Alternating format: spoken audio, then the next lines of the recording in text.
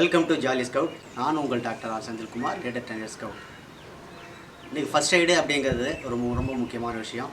வாழ்க்கையில் ஒவ்வொருத்தருக்கும் என்றைக்காவது ஒரு நாள் ஃபஸ்ட் எய்டு தேவைப்படும். அந்த ஃபஸ்ட் எய்டை பற்றி தான் இன்றைக்கி இந்த வீடியோவில் நான் பார்க்கலாம். நீ பேண்டேஜ், காலில் அடிபட்டு போச்சு, முட்டி காலில் அடிபட்டு போச்சுன்னு வச்சுங்களேன். அந்த நீயில் போடக்கூடிய கட்டு, காலினுடைய முட்டி பகுதியில், அந்த முட்டி பகுதியில் ஏதாவது ஸ்ப்ரைனோ அல்லது ஸ்ட்ரெயினோ அல்லது பில்டிங்கி ஆச்சு அப்படின்னு சொன்னால் அதுக்கு நாம் என்ன செய்கிறோம் அப்படின்னு சொன்னால் இந்த பேண்டேஜை நம்ம பயன்படுத்துகிறோம். அது என்ன பேண்டேஜ் அப்படின்னு சொன்னால் நீ பேண்டேஜ் அப்படிங்கிறது தான். இந்த நீ பேண்டேஜ் பொதுவாக பார்த்தீங்க அப்படின்னு சொன்னால் அது நேரோ பேண்டேஜ், அதை ரோலர் பேண்டேஜெலாம் போடுவாங்க.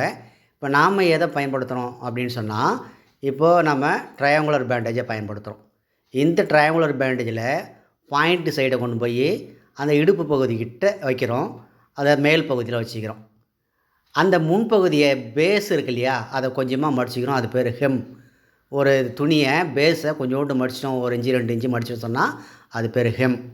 சரி, மடித்த பிறகு என்ன செய்யணும் அப்படின்னு சொன்னால் இந்த 2 எண்டையும் ஆப்போசிட் ஆப்போசிட்டில் சுற்றி வரும். எங்கே சுற்றி வரும்னா அந்த முட்டிக்கு மேல் பகுதி, அது தொடைப்பகுதி இருக்கு இல்லையா, அந்த பக்கமாக மேல் பகுதியில் நம்ம என்ன செய்யணும்னு சொன்னால் இப்போ சுற்றி வரோம். இப்போ சுற்றி வரும்போது அந்த நுனி எங்கே நமக்கு முடிச்சு போடக்கூடிய அளவுக்கு எட்டுதோ அந்த அளவுக்கு நம்ம என்ன செய்யணும்னு சொன்னால் போடணும்.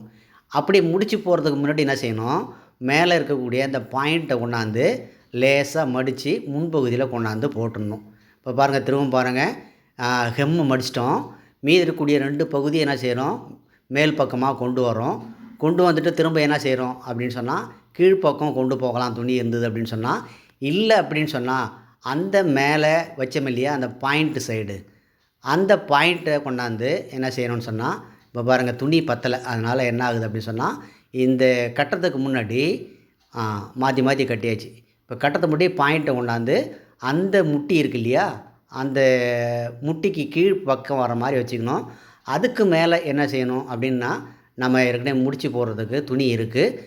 அதில் நம்ம ஒரு என்ன செய்யணும், அந்த முட்டிக்கு மேலே தொடைப்பகுதி பக்கமாக நம்ம ஒரு ரீஃப் நாட் போட்டு முடிச்சிடுறோம்.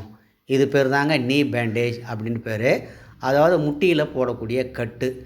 ஏன் இந்த முட்டிக்கு மேலே தொடைக்கிட்ட நாம் இந்த கட்டு போடுறோம், ரீஃப் நாட் போடுறோம் அப்படின்னு சொன்னால் தொடைப்பகுதிக்கிட்ட ஃபெமோரல் ஆர்டரி அப்படின்னு ஒன்று இருக்குங்க. அந்த ஃபெமோரல் ஆர்டரி என்ன ஆகும் அப்படின்னு சொன்னால் அந்த ஃபெமோரல் ஆர்டரி அழுத்தி பிடிக்கும்போது கீழே ஏதாவது விழுந்து அடிபட்டு ரத்தம் வழிஞ்சுது அப்படின்னு சொன்னால் அதை நம்ம என்ன செய்யணும், அரெஸ்ட் பண்ணுறதுக்காக அந்த ஃபெமோரல் ஆர்டரி இருக்கக்கூடிய அந்த பகுதியில் நம்ம ஒரு கட்டு ஒன்று போடுறோம். அப்படி போட்டோன்னு சொன்னால் அந்த முட்டிக்கு கீழே இருக்கக்கூடிய பகுதியில் வரக்கூடிய ரத்தம் ஓரளவுக்கு கண்ட்ரோல் ஆகும்.